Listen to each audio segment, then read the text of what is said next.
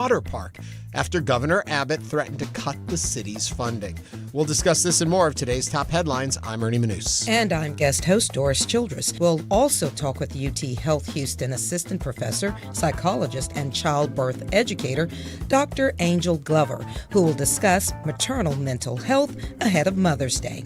And we'll also talk with film director Paul Bunnell about his movie A Blind Bargain and how it reimagines a lost 1922 Lon Chaney silent film. And as always, we want to hear from you. Give us a call or text at 713-440-8870 or email us at talk@hellohouston.org. Hello Houston is made possible in part by founding sponsors John Bradshaw and Kathy Sanders, by Metro, and by gifts from listeners like you. Live from NPR News in Washington, I'm Lakshmi Singh.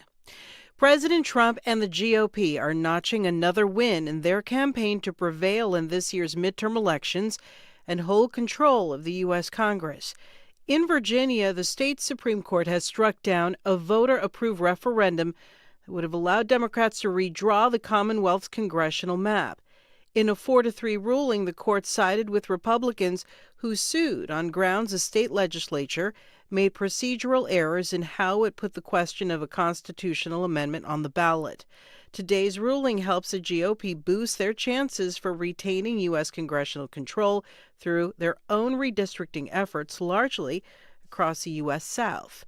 Tennessee is the first state to redraw its congressional map after the U.S. Supreme Court last week weakened protections against racial discrimination in redistricting under the Voting Rights Act. WPLN's Mariana Bacallao says the governor has signed a new map into law. The biggest change is to the city of Memphis, a majority black district that up until last week had been protected under part of the Voting Rights Act.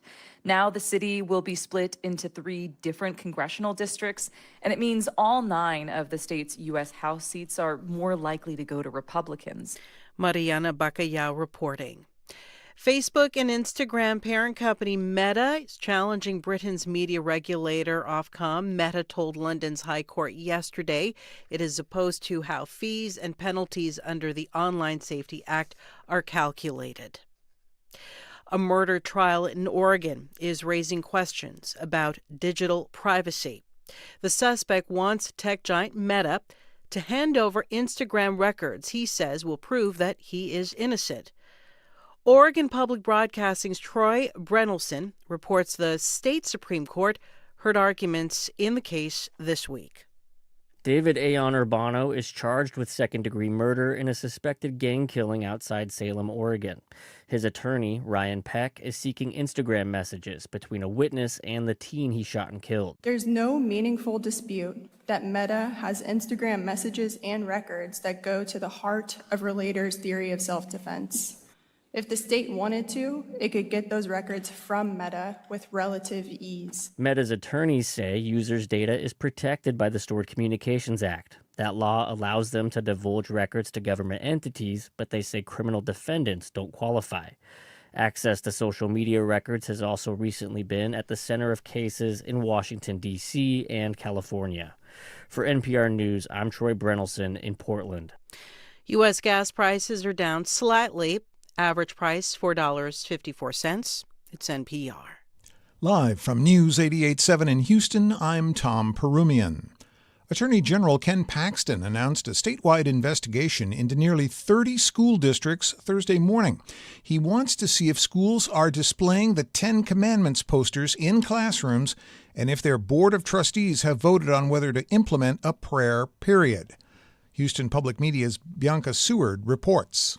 At the heart of the investigation are 2 laws passed last year, Senate Bill 10, which requires classrooms to hang posters of the Ten Commandments, and Senate Bill 11, which required school boards to vote to adopt or reject a policy creating a prayer period. The ACLU filed suits arguing Senate Bill 10 violates the First Amendment. Several school districts now under investigation were named in the lawsuits and until recently barred from displaying Ten Commandments posters under a court injunction. But in late April, the Fifth Circuit Court of Appeals overturned the injunction, immediately requiring the districts to comply with the law. Houston ISD, Austin ISD, and Dallas ISD are some of the 29 districts named in the Attorney General's press release. I'm Bianca Seward in Houston. Harris County officials are warning of a fake court document system scam. The sheriff's office says anyone who receives a text message or email claiming they owe money for traffic violations and parking tickets should not use the QR code that was sent. It is not legitimate. The county says messages over the last week appear to come from the Harris County District Court's Traffic Division. Legitimate payments can only be made on the official court website. In sports, the Astros are in Cincinnati for a weekend series with the Reds. First pitch is tonight at 5:10. Checking your weather, showers and thunderstorms today with a high of 77. Tonight, more showers and thunderstorms. We'll see a low around 69 degrees. Right now, we've got fog, mist, and light rain, 68 degrees on the UH campus. Get more news and information. Go to houstonpublicmedia.org. I'm Tom Perumian, News 88.7. Support for NPR comes from NPR stations. Other contributors include Made in Cookware. Made in Cookware is crafted by chefs for use in restaurants and home kitchens around the world. Their cookware can be found at madeincookware.com. This is NPR.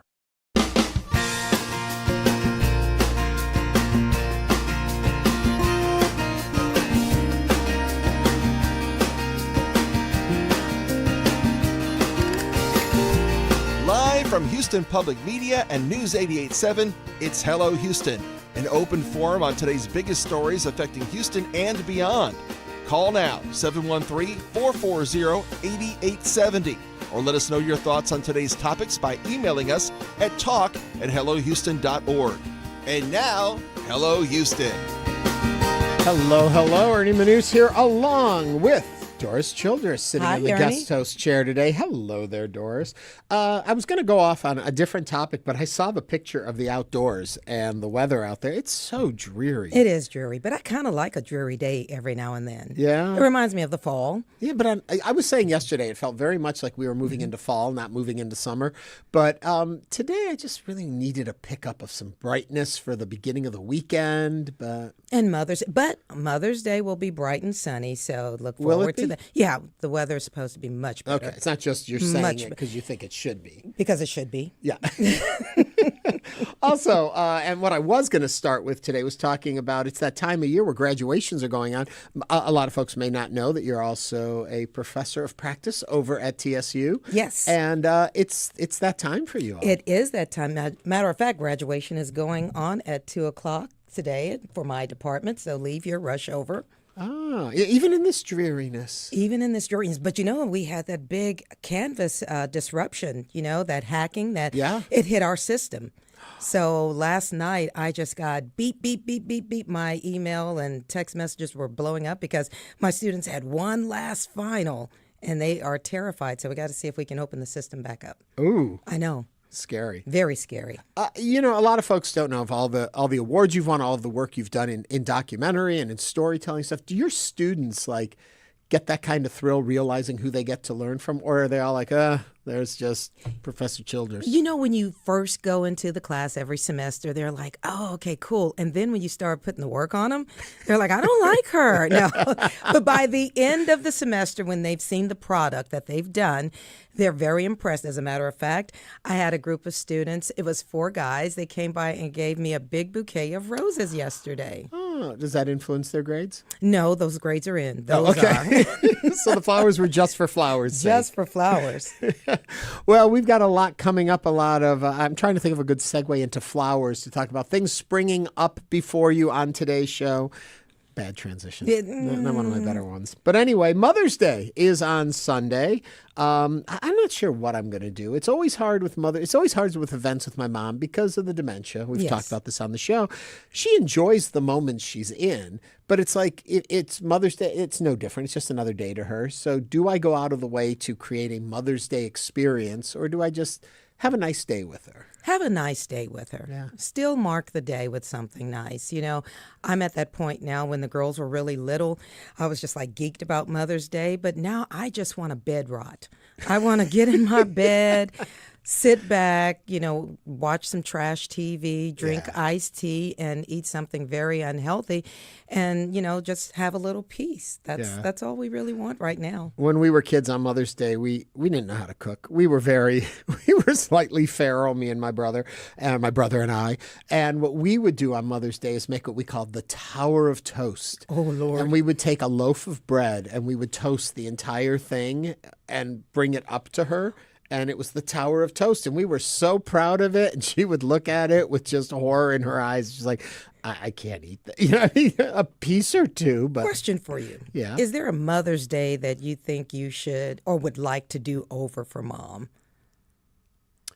Ooh. Where you didn't quite hit the mark and you still go, God, if I could make that one up to her. Or did you have one where you really hit it out of the ballpark? No. That one I can answer easier. We've never really been a big Mother's Day, Father's Day celebrating family. It'd be like Mother's Day, so we take Mom out to eat or something. We've never really made that. That's not like we're much more those holidays as opposed to the Recognition Day holidays. But if I did, the answer I would give you is if I could live one Mother's Day over again, it would be the one that was right before the dementia started to take over, so that she could really enjoy it and remember the moment for a little bit of time and have that one more time with her. We're at the point where we think of each holiday as, is this the last one? Are we going to have another one? If you keep talking, I'm going to cry. Well, okay, then I'm going to move on. And I'm going to say we are going to be talking about maternal mental health coming up on the show today. Yes, we are. And that's a big topic. It is, and it's going to be interesting to find out. We also have I'm big into films, silent films, lost silent films. We've lost so much of our film history, and there's a director coming on today who also seems to have that same fondness. So he took a very well-known lost silent film and has reimagined it, and now has made a film of his reimagining of that lost film. We'll be talking about that a little bit later in the show. Plus, Broadway star Teal Wicks is going to be with us. I just love her name. It's great, isn't it? It is a great And she's name. wonderful. I've actually seen her on Broadway, sitting front row center for a performance of hers. We'll talk about that later. But right now, as always, we begin the show with the news of the day and the headlines. Doris, take us in. Okay. The city of Grand Prairie has canceled a private party for Muslims at a city-owned water park. The decision came hours after Governor Greg Abbott issued an ultimatum to all of the events at Epic Indoor Water Park on Monday. He said that they would lose $530,000 in state funds if the event went ahead. Amina Knight rented the park on June 1st to celebrate Eid, an Islamic holiday that celebrates devotion and sacrifice. An email statement to the Dallas Morning News from the city said it canceled the party after further review and in the best interest of the city. Governor Greg Abbott threatened to pull the $530,000 in state funding if the city did not cancel the event by May 11th, citing an earlier version of the flyer that advertised it as a Muslim-only event. The event organizer, Amina Knight, told KERA News the goal of the event was to promote modesty and was never about excluding other faiths from the event. Knight says she booked the Epic Waters at Grand Prairie, the water park, for the June 1st event, and she has paid all the associated fees. Knight said Grand Prairie has not contacted her about the event, but hopes the event is not canceled. The city declined to comment to KERA on Tuesday. So what are your thoughts on the governor's actions? Call us at 713-440-8870. This one upsets me in a lot of different ways, but to step away from my emotional hat and put on my logical hat here, I think that there was a misstep, I believe, in the organizers by publicizing it as Muslims only. But wording could have been better. But you did say, citing an earlier version of the flyer, which leads me to believe it was corrected and maybe the Muslim only was taken out. On the other side of that, if you are paying for and renting something for a private event, it's your event. If you want to if I was going to celebrate Greek Orthodox Easter and I said it is for the Greek Orthodox community, that's different than saying, but it's Greek Orthodox only. And I think that's where they got in the sticking point. And then what bothers me is that it feels as though the governor's office was just sitting waiting for something they could find to grab. Because what does it matter? I mean, let people celebrate how they want to celebrate, and then to threaten taking state funds out of this. I'm very bothered by this. I'm really concerned what you think about it. Give us a call or text 713-440-8870. Or also, if you're in the YouTube, comment in the chat there. What are your thoughts? I think the adjustment in the flyer should have been enough to say, okay, you can go ahead and go with it because everybody's included in coming. It's a general invite. But most people reading it who don't know the holiday probably weren't going to show up anyway. Right. I think it's that threat, the funding, always putting the funding, which supports broader, issues and organizations in a state or in a city, that puts people ill at ease. Am I always going to be threatened if I don't, lock, stock, and keep in step with anything that the governor or law officials want? It's sketchy. I mean, the other thing that comes to mind when we're talking about this is I wonder if the Muslim-only comment that was put in the flyer initially was because of all the tensions that are happening right now, and for safety, you have to be part of this group to come to this private event. It wasn't a public event. It was a private event. That's what we have to keep keying in on. It was a private event, just like if I were giving a graduation party right now. Graduates only. Right. Yeah. I don't know. When you put the only on it. Yeah, I think it was probably misworded. I think maybe, but if you want, in a time when there is such violence popping up in our country in all different directions to all different groups of people, if you are saying we're doing this event about a holy day in our religion and we know out in the community there is tension around our religion, saying I only want people who participate in this religion to come, I can understand it. I can understand that. It, I can understand that, but you're right. It was the phrasing. Those who celebrated or are celebrating this holiday are more than welcome to come. That would be nice. And then that would tell everybody else, well, this may not be for me. But the safety issue is very real and it's valid. Yeah. Well, it's funny because we'll talk about this more next week on the show. I'm getting excited for Eurovision, which is coming up next week, and I put out an invitation for it. You've loved that for years. I have. But the reason I bring it up is even in making the Instagram post about the party, you only have so much space to put information in. And I can see how saying, like, if you celebrate the Muslim faith, please join us. That's very wordy. And you think Muslim only. I don't know how it got to say that statement. But it was removed, as I understand from the story. So I don't know. When you do stuff, people may not know that your husband is a minister. You folks run a church or have a church. I don't know. What do you call it? You don't call it running a church. What do you call it? Ministering, pastoring. Okay, there you go. But he's the pastor. When you have an event, how do you publicize it to the community? Do you say congregants only? Oh, or no. do you say all are welcome? How? We just put the event out. Okay, like this, everybody knows what Vacation Bible School is. I don't say Black kids only, even though our congregation is predominantly African American. Right. I just say Vacation Bible School, what it is. People know who we are. If they want to join in, come on. But I don't think you should put the only on it or African American church only or African American congregants. You just say what the event is, and people are smart enough to discern what they want to do and what they don't want to do. Brandon writes to us on YouTube, I think the, quote, Muslim-only label is taken out of context. Anyone was welcome to the event as long as they adhered to the guidelines. It said Muslim-only because only Muslims celebrate Eid, how do you say it? Eid. I actually looked it up because in English we say Eid, but in Arabic it's Eid.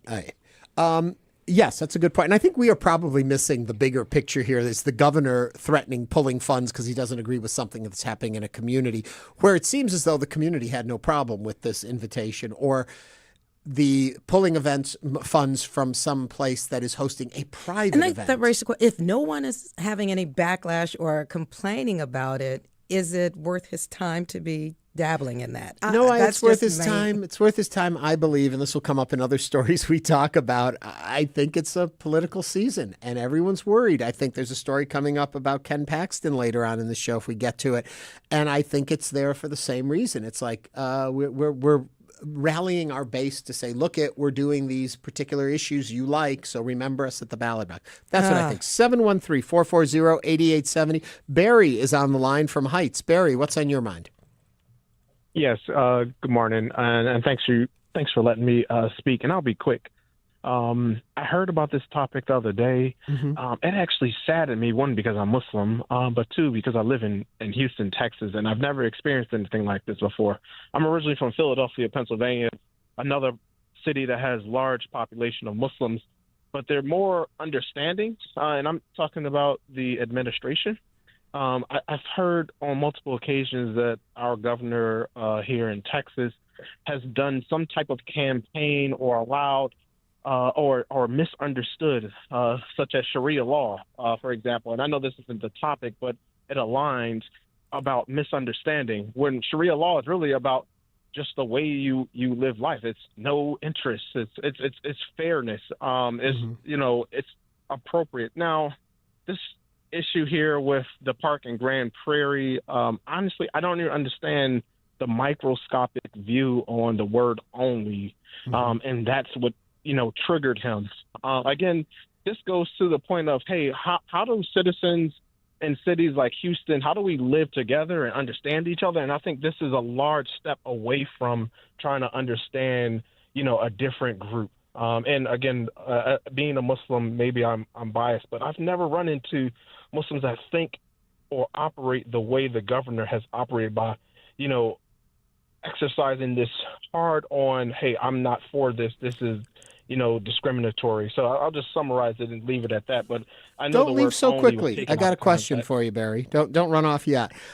With other events that the Muslim community puts on that you may have been a part of or attended, how do they, in invitations, encourage participation from the Muslim community? Is there wording that you've seen used outside of something like saying Muslim only?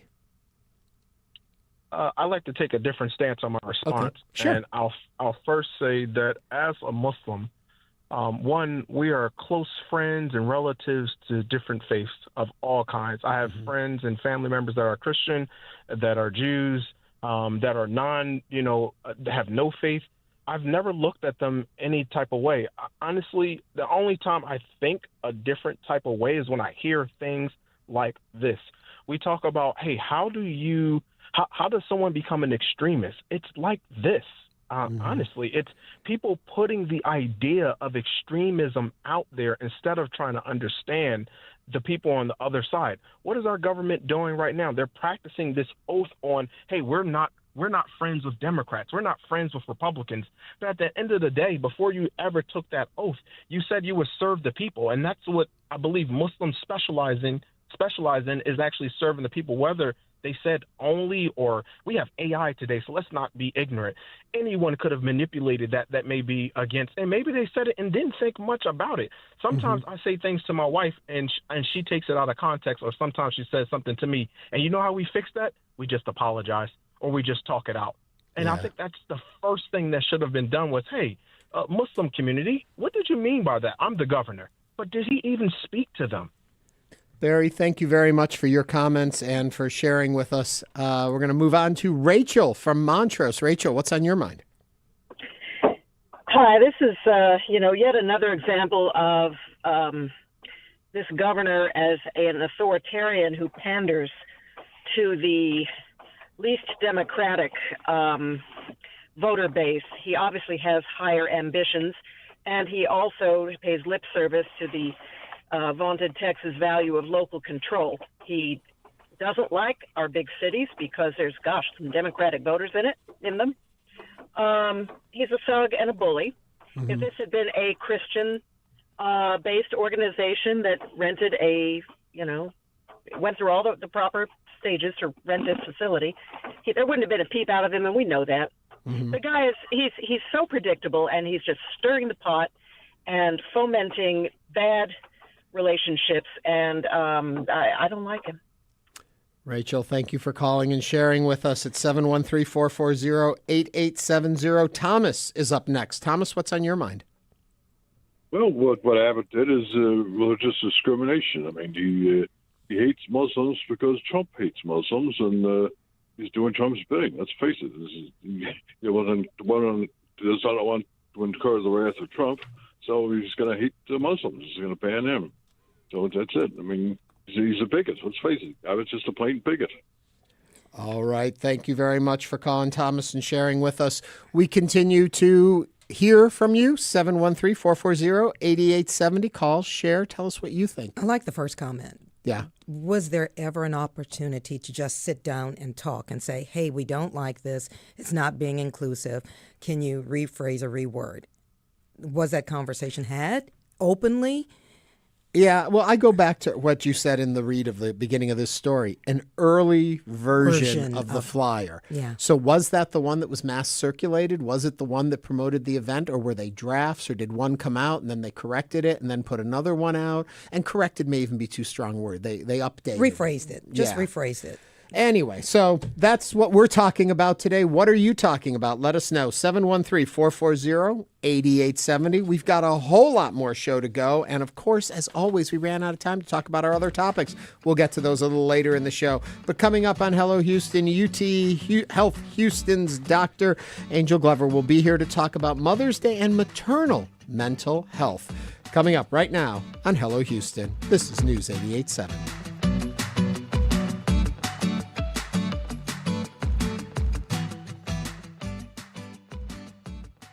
Brittany Griner is a 10-time All-Star. Meet Dio Choco. We just took his keys for the day and gave him a Ride Metro fare card. This is his story. Visit ridemetro.org/Choco to find out where is Choco. Finally came home. To hear her story in her words, join me, David Green, for WHYY's Sports in America. You can hear that Sunday evening at 5 on News 88.7. Mac Barnett, celebrated author of children's books, otherwise known as books, has finally written a book for adults about children's books. It includes his grand unifying theory of children's literature. You ready? I'm ready.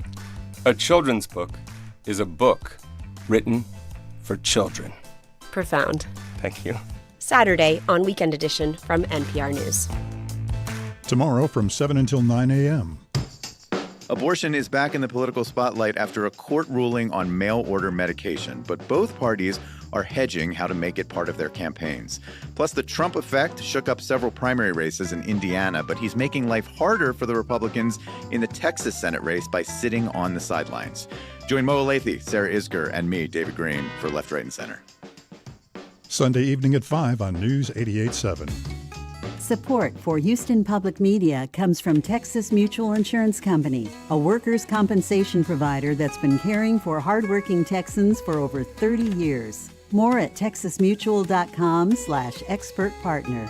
Support comes from Metro. World Cup planning includes transit improvements intended to serve Houston after the final match. Metro provides bus, rail, and paratransit service and continues mobility enhancements across the region. More at ridemetro.org/Metro now.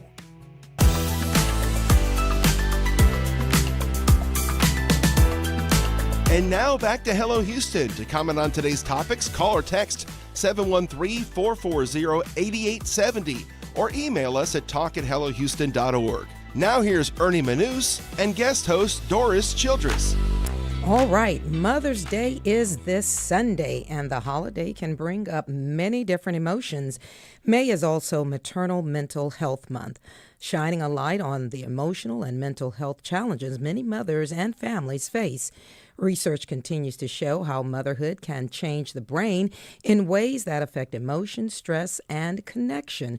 Joining us today to talk about how maternal mental health affects brain chemistry is Dr. Angel Glover, an assistant professor, psychologist, and childbirth educator at UTHealth Houston. Dr. Glover, welcome to Hello Houston. And you guys out there, if you would like to join this conversation, call us at 713-440-8870.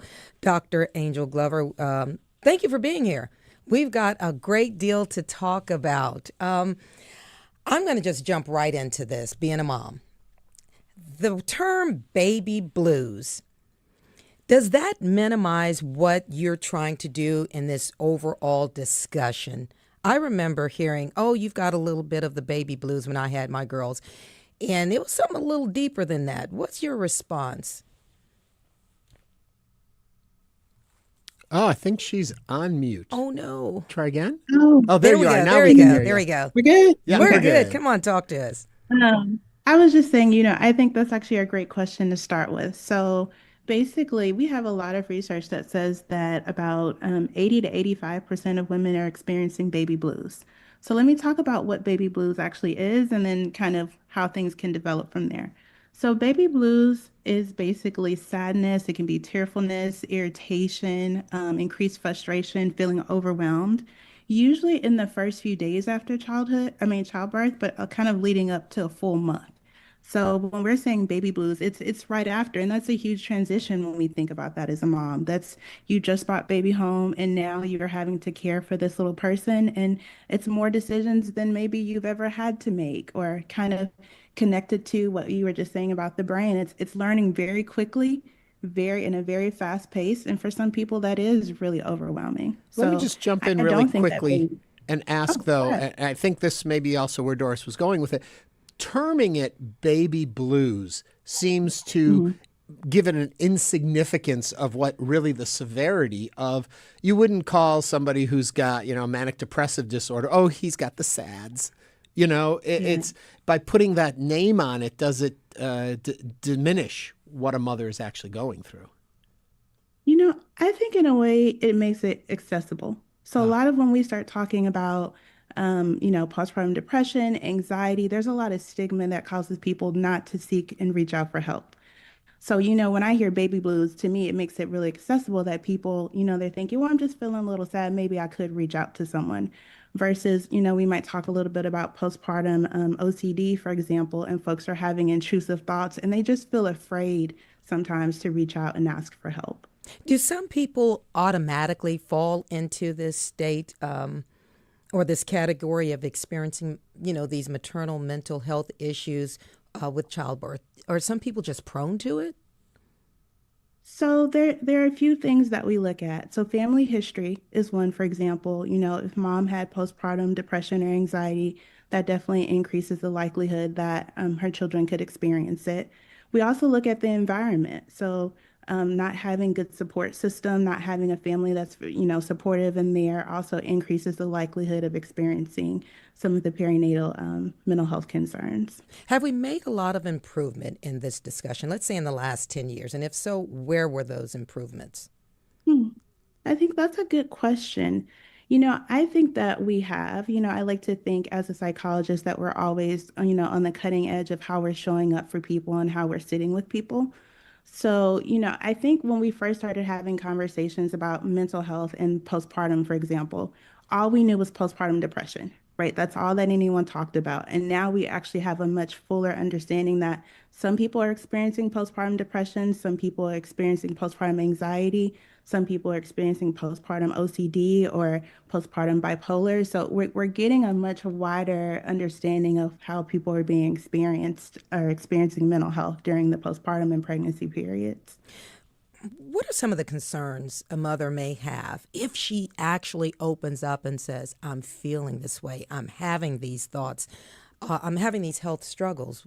What is she most concerned about? Is it losing the baby, being labeled? What?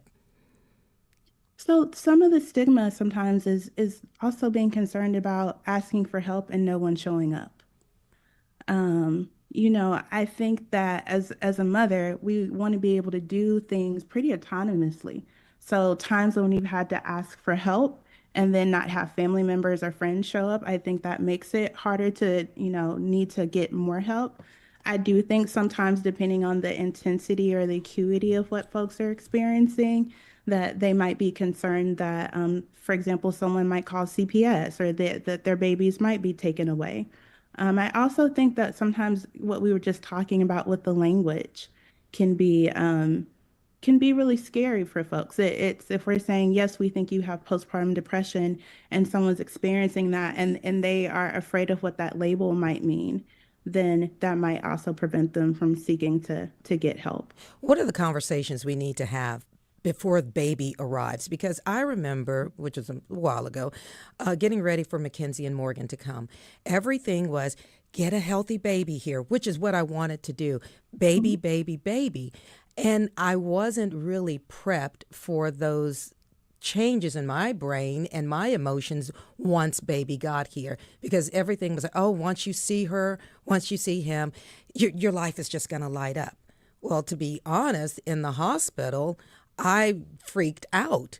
I had this terrible dream that the baby wasn't going to be there. So I would not sleep in the hospital for those 3 days. They had to knock me out. So what are the conversations that need to be had prior to experiencing something like this? I think kind of what we're doing now is helping people have awareness that these are what some of the symptoms are, that it's treatable. So even we want to make sure that people are able to know that we can recover, we can get better, things can look different. I also, when I'm thinking about kind of when I'm working with folks who are pregnant and they're getting ready to give birth, I'm kind of consistently saying, hey, make sure you come to your follow-up appointments. Because at about 4 weeks or so, 4 to 6 weeks, we actually do some assessment for perinatal mental health concerns. So we're paying attention to, oh, this is not just baby blues anymore. This is transitioning to postpartum depression. And if you even look at the assessments that we give, they're naming the experiences that people might have. So not sleeping well is an example, or feeling overwhelmed or feeling exhausted, not sleeping when baby is sleeping. And not because you're just tired, but because your mood has started to shift and now you just feel overwhelmed with all the things you feel like you need to do. So I think really having conversations about how do we really assess what people are experiencing but also how we understand and make sense of what these mental health concerns look like in the day-to-day, like daily life, are important conversations to have. Doris made reference to this just a moment ago and also in her opening read, and this is the part that jumped out at me in this whole topic when we brought it up to talk about. The line about motherhood can even change the brain, and that motherhood can actually reshape the brain. And for me, the way I look at this is, okay, now I see something concrete, which can really explain what's happening. I think a lot of people look at it and say, oh, pop psychology and all of this and reaction and anxiety and depression. But explain to me this part about reshaping the brain. Yeah, so I can talk a little bit about that. That's not my kind of super area of focus. But essentially what I understand about it and the way I kind of think about it is that there are new neural pathways that are being formed. So I kind of use the analogy, if you think about, if you're in the 6th grade and teachers have lesson plans, right? Well, in this 6 weeks, we're going to cover X amount of information. When we go through childbirth and then the year after, it's not chunked to 6 weeks worth of information.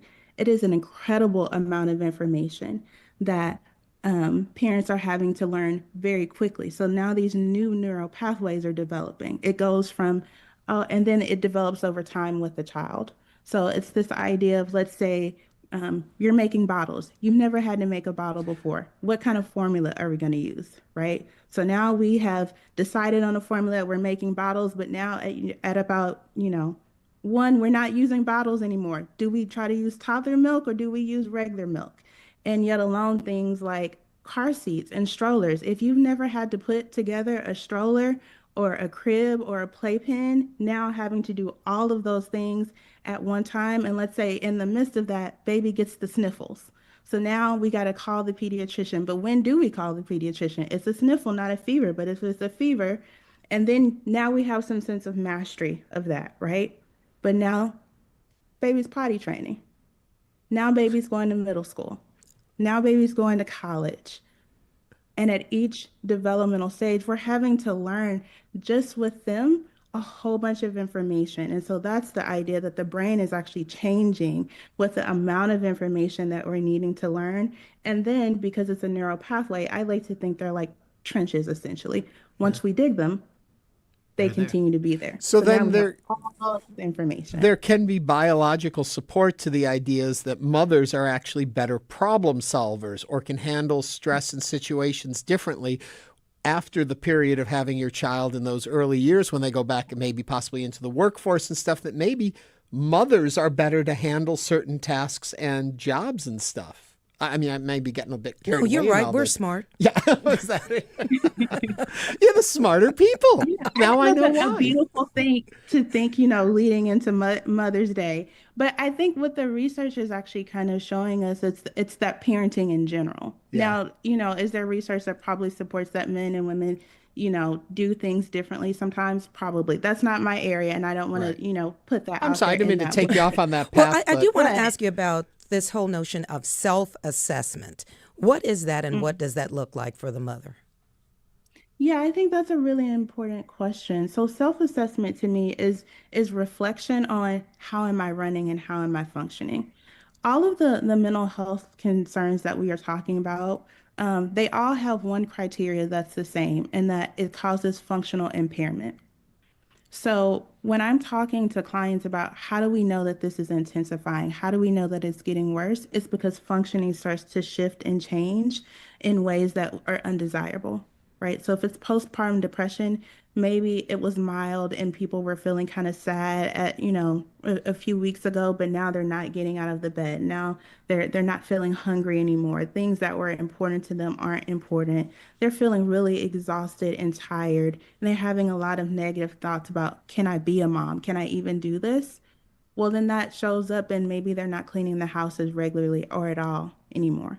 That's going to show up in some ways, and that's the functional impairment that we want to really be reflective of, because that's what actually helps people to start to seek out help and care. That's really, really good. What about partnerships with faith-based organizations? Because I do know that there can be this spiritual conflict where people label moms, or they give them these talks when someone opens up to you. You may open up to another or an older mother in the church, and she'll give you this big speech about, oh, you just got to have faith.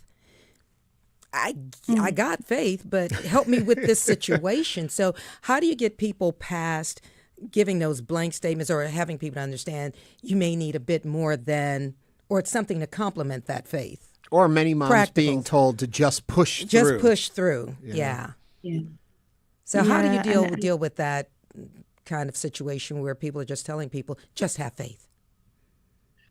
So what I try to tell people is to try to connect to people who are going to be able to meet the deficits or the needs that they have. So if we're going to partner with a faith-based organization, for example, well, one of the things that we want to see is, what is the ministry setup like? Like some churches, say Christian churches, for example, will have new family ministries where the church will actually, you know, do meal trains or check in, see if they need to have someone come to the house and help with cleaning, doing the dishes, or volunteering and coming to help with babies. So I really try to help people to kind of really think about what's available to you, and then how do we get you connected to that. But do you also think school that them people- on the language that they should be using? Yeah. Is there any Yeah. effort to do that? Well, and yes. So part of one of the things that I think can be helpful, because, you know, I think that people are well intended. That's always what I like to say, right? Let's start with the benefit of the doubt. So this idea that we're just going to push through, or we're going to pray about it, those things can be helpful, but they're not all that people need. So usually what I kind of encourage people to say is, you wouldn't tell someone who was hungry to just go to the grocery store. You would get them a meal, or you would order them from DoorDash.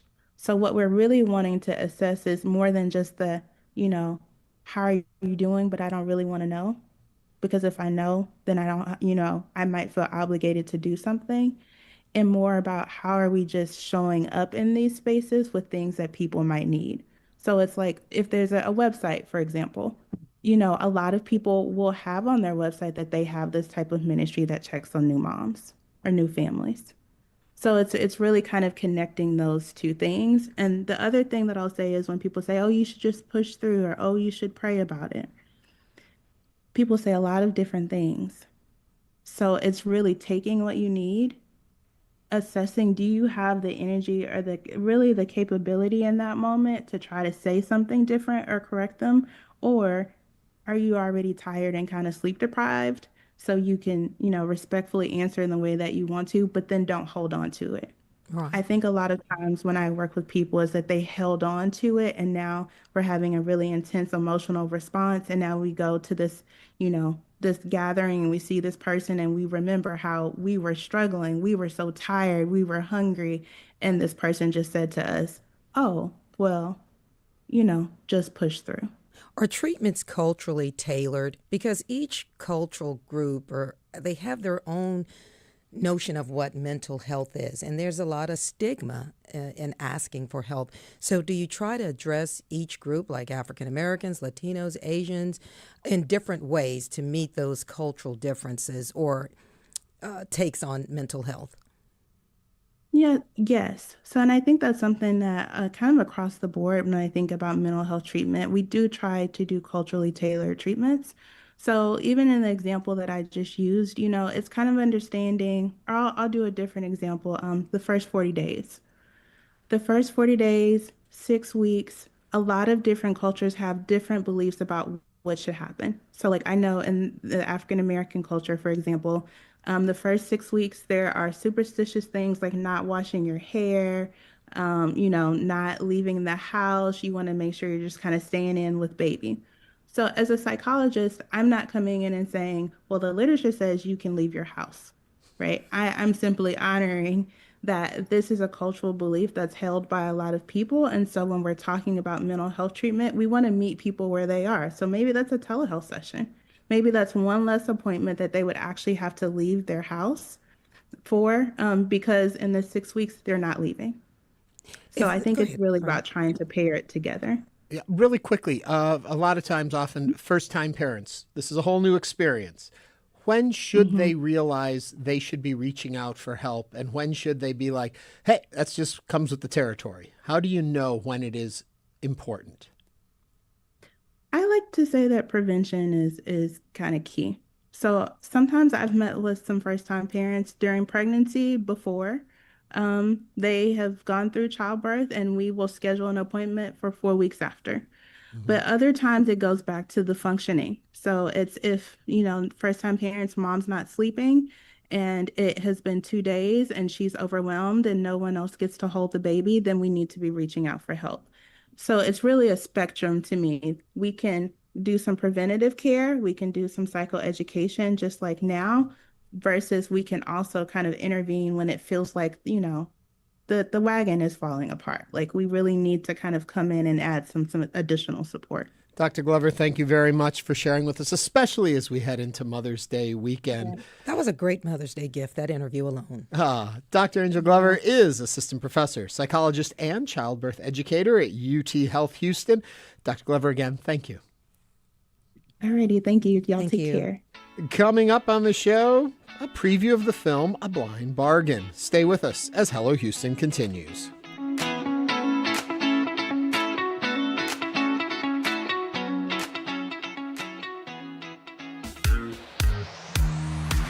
Meet Demola, songwriter, world-class violinist, and award-winning multi-genre artist. We just took his keys for the day and gave him a Ride Metro fare card. Visit ridemetro.org/Demola to learn more about his ride. And programs could have double the impact for our community. Find out if your company participates at houstonpublicmedia.org/match.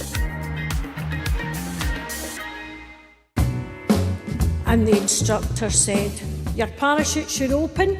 If it does not, punch, and your safety parachute should open.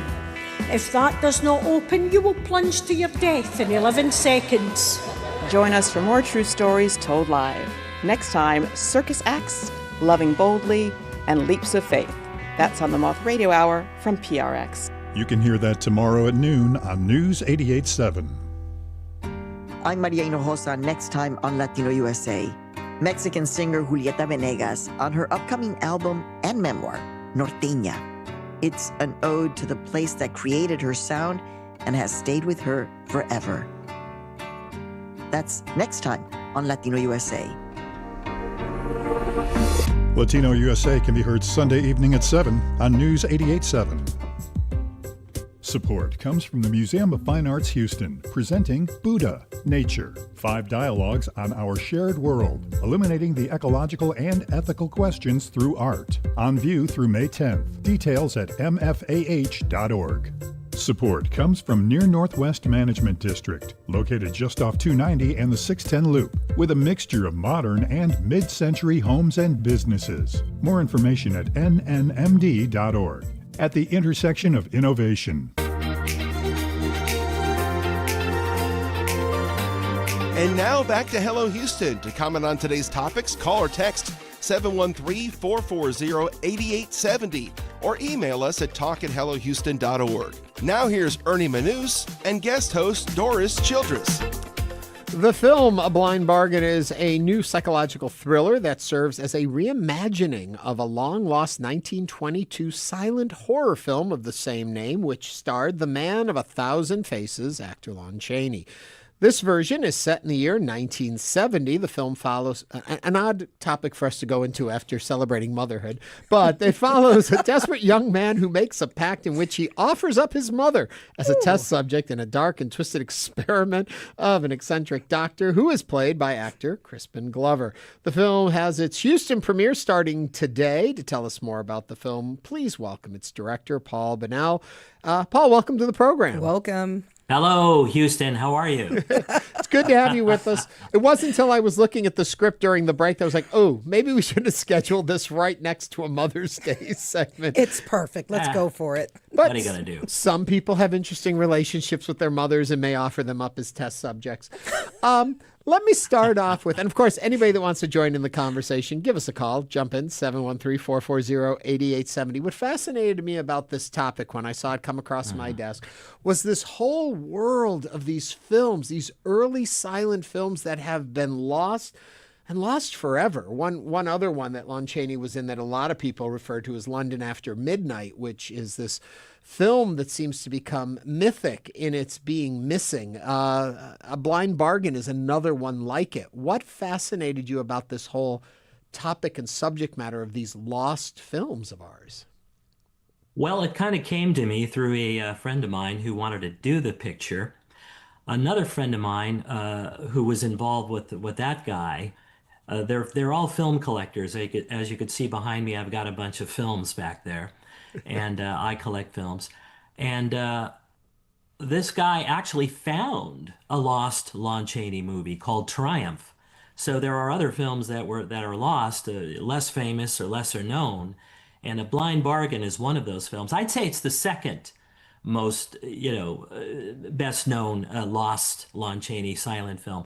Of course, like you said, London After Midnight, and then followed by Blind Bargain and others. But you never know when a film collector is going to, pass away, and somebody's going to go into their garage and find one of these prints, and there you go. It's no longer lost. I was just going to ask him about where do you find go these? Yeah, a collector, yes, but I was going to ask you, where else would you find something like this, a treasure like this? Because I want to go hunting for them. Well, there's a whole network of film collectors. It's sort of an underground thing. Mm-hmm. It used to be illegal. I mean, it still technically is, but it used to be one of those things where you can't own a film print of a studio's movie. But they got out through the cracks. And now nobody really looks at films. They're looking at video, DVD, or streaming, what have you. And so you just kind of go into these films. Most of these guys are older, and they've been around for years, and they've got these collections that they get here and there, all across the country and the world. And that's kind of how it happens. You just network with other people that have your interests. Well, funny. They're floating around out there. I may be an eternal optimist, but every time I hear of a lost film, I always think someone's going to find a print. Someone's going to find pieces of it and be able to bring it back. Talking about where you find these things, if I'm not mistaken, like the Judy Garland show, her variety show that aired for a few seasons on CBS, they thought a lot of those were lost, and I think they found them in a box under somebody's bed when the person who may have been the director of the show had passed away, and they found the box of old. And all of a sudden, they had the rest of the series with episodes that had been missing. Right.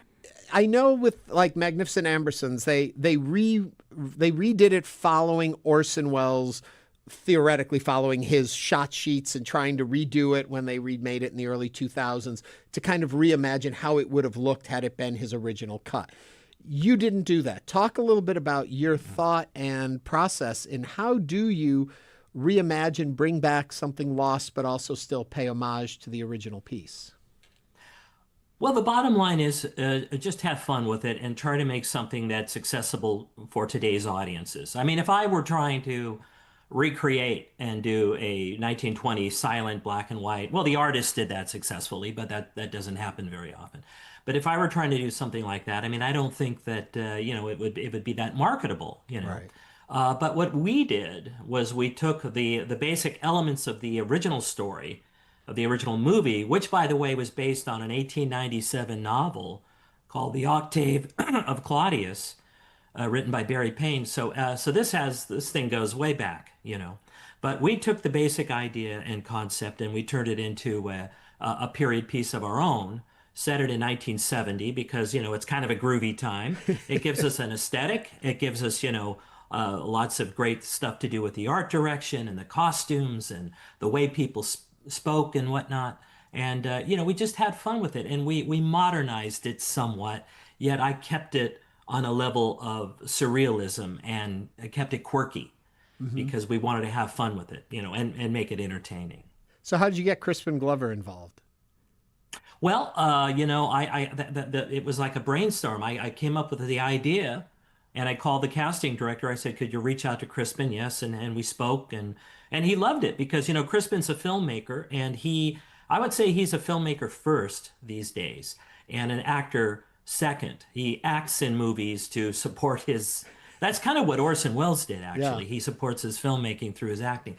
But he just connected with the project. He liked that I was shooting on film. He liked that, it was an homage or really a reimagining of a silent movie. He's a big fan of all that stuff, as am I. So I think we just connected, and he liked the project. I mean, he turns things down all the time for much more money, believe me.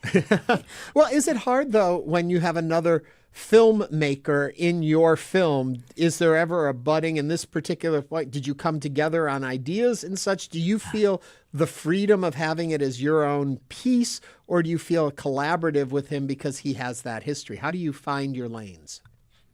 Well, Crispin is a very focused. He never phones it in. I mean, when he's on board, he's committed 100%. And there were some things in the movie, being a filmmaker, he'd say, hey, I don't, are you going to hold on that shot and stuff? Not too much of that, but there was one time when we were getting ready to shoot a scene and we were starting to run the lines. There was a bunch of actors and he pulls me aside and says, I think we should really play this with no dialogue at all. And I'm like, really? I wish you'd told me this, like last night or something, so I could have planned. But anyway, so I went back and said, okay, guys, change of plans. We're going to try this with no dialogue because he was right. And, it wasn't one of the best written scenes in the script anyway. and it just comes across as this brilliant, I'm trying to keep from laughing as I'm shooting the scene. And they're handing over this briefcase and they're all looking at each other and there's close-ups of the eyes. So anyway, those were the kinds of things that he brought in and he suggested that I'm always open to ideas. I'm never married to any script that I shoot. Yeah. That sounds great. I know you guys said you were reimagining things just a little bit, but as moviegoers, will there be little intertextual notes that we'll get right off that you could share with us? Like from modern events that will just say, oh, that's referencing this or referencing that wasn't in the original. Well, see, the thing is, really, nobody knows. There's nobody around that really knows what the original movie was about. Yeah. But there are books and stills and that sort of thing. And I think people, if you research it, you can get the basic concept of the original. For example, in the original, Lon Chaney played two roles. He played the scientist and like this ape creature. But in this movie, Crispin, who plays the Lon Chaney doctor role, is only playing the one role. Yeah. And he kind of comes and goes throughout. It's more of an ensemble piece. Crispin isn't in every scene. But there's also a little homage to Lon Chaney himself. And we're going to leave that there for people to wonder what it is because the music's playing us out. Paul Bunnell is the director of A Blind Bargain. Thank you for joining us and sharing with us today. A Blind Bargain begins its theatrical release in Houston starting today, May 8th. so go and check it out. Coming up, we'll continue discussing today's top headlines. We're also going to learn about a student effort to preserve the legacy of Black Cowboys in Texas. Stay with us for the second hour of Hello Houston. Stay tuned. There's more Hello Houston on the way. For the latest in local news, subscribe to the Hello Houston daily newsletter at houstonpublicmedia.org. Hello Houston is a production of Houston Public Media. The opinions expressed by the guests of this program are solely their own and do not represent the views of management, staff, or underwriters of Houston Public Media. This is News 88.7. Support I'm Peter comes O'Dowd. from Metro Congress World Cup.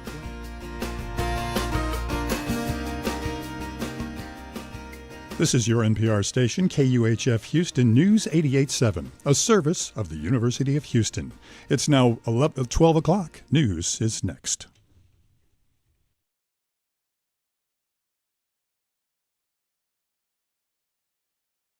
Just ahead on this hour of Hello Houston, Attorney General Ken Paxton has announced an investigation into school districts across Texas to ensure they're complying with the state's 10 Commandments law. We'll discuss this and more of today's top headlines. I'm Ernie Manouse. And I'm guest host Doris Childress. We'll also learn all about the Black Cowboy Cowgirl Preservation Project. It's a growing oral history archive that will be housed at the Houston Public Library's African American History Research Center. Plus, we'll share a rundown of events happening this weekend in H-Town for our regular Friday feature, Last Minute Plans. And who's joining us for it? Broadway star Teal Wicks. Also, we want to hear from you. Give us a call or text us at 713-440-8870 or email us at talk@hellohouston.org. Hello Houston is made possible in part by founding sponsors John Bradshaw and Kathy Sanders, by Metro, and by gifts from listeners like you. More seats in Congress. Today, Virginia Supreme Court nullified the election. Jod Khalil of member station VPM with details. The court's ruling stems from Virginia's long constitutional amendment process. It requires the legislature to pass the text of an amendment, then stand for re-election, and then pass it again before voters approve it. Virginia Democrats had to sprint to get it passed in the first step, and did so after early voting had already begun. The Virginia Supreme Court said that, quote, irreparably undermines the integrity of the resulting referendum. It's a major defeat for national Democrats, who were counting on Virginia to blunt President Trump's redistricting push. State Democrats also spent lots of political capital on the effort. Speaker of the Virginia House of Delegates, Don Scott, said they would respect the result of the referendum. Likewise, it's a win for Republicans. State Senate Minority Leader Ryan McDougal said the ruling was constitutional and not partisan. For NPR News, I'm Jad Khalil in Richmond. China confirmed today that a ship with a Chinese crew on board was attacked last Monday near the Strait of Hormuz. But China says so far there are no reported casualties. NPR's Jennifer Pak has this from Shanghai. China's foreign ministry says the ship is registered to the Marshall Islands, but did not say whether it had signaled Chinese crew were on board. Since the U.S. and Israel launched attacks on Iran, the Iranians have retaliated by effectively closing the waterway, but they gave passage for ships from friendly nations, including from China. Chinese Foreign Ministry spokesperson Lin Jian did not say who struck the ship or give other details. China is deeply concerned, he says, that many vessels and crew members have been stranded in the critical waterway due to the war. The attack happened before Chinese Foreign Minister Wang Yi met with his Iranian counterpart on Wednesday when they discussed reopening the strait. Jennifer Pak, NPR News, Shanghai. Several U.S. states say they're monitoring asymptomatic residents who are on the cruise ship stricken by a hantavirus outbreak. The Centers for Disease Control and Prevention says the probability of a widespread contagion is very low, but they're asking people who came in contact with passengers from the Hondias ship to watch for symptoms. Dr. Celine Gounder is editor-at-large with KFF Health News. The CDC is notifying state and local health departments so they can coordinate monitoring as a precaution because the incubation can be for up to 8 weeks. They're watching for symptoms like fever, muscle aches, and trouble breathing. Spanish authorities on the Canary Islands are preparing to receive scores of passengers and crew from that cruise ship. Local authorities have reported setting up quarantine measures to evacuate and isolate the ship's occupants so they don't come in contact with the general population. So far, though, there have been no new reports of hantavirus infection on the vessel. It's NPR News. Live from News 88.7 in Houston, I'm Tom Perumian.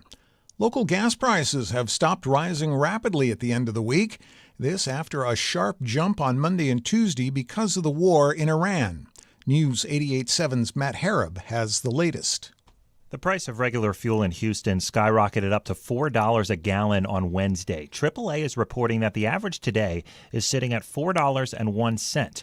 Overall, that's a 17-cent increase in a week. Regular is not the only form of fuel taking a hit. Premium gas in Houston is now approaching $5 a gallon, averaging $4.97 right now. Diesel fuel has seen the biggest increase year to year. That's now averaging just over $5 a gallon at $5.02. A year ago, diesel fuel in Houston cost on average about $3.06. Hurricane season starts June 1st. Monthly hurricane updates will be dispatched the first week of June, July, and August. But according to research scientist Philip Klotzbach of Colorado State University, hurricane season really gets going later in the summer. The Atlantic hurricane season is extremely peaked. It really doesn't ramp up until you get to August. About 95% of your major hurricane activity historically occurs after the 1st of August. And so that's why we do these updates, because we're closer to the events that we're trying to predict. Klotzbach does say July gives hurricane observers a lot of needed information about the state of the region, particularly the Gulf, as to how the water will react and respond to winds and hurricane-generating weather. In sports, the Astros are on the road. They are opening up a weekend series in Cincinnati tonight, facing the Reds. First pitch is at 5:10. And taking a check of your weather, showers and thunderstorms expected today with a high of 77. Tonight, more showers and thunderstorms on the way, a low around 69. Right now, we've got light rain, fog, and mist, 68 degrees on the UH campus. I'm Tom Perumian, News 88.7. Support for NPR comes from NPR stations. Other contributors include Fisher Investments. Fisher's dedicated team of specialists provide resources on investing, retirement income, estate planning, and more. Learn more at FisherInvestments.com. Investing in securities involves the risk of loss.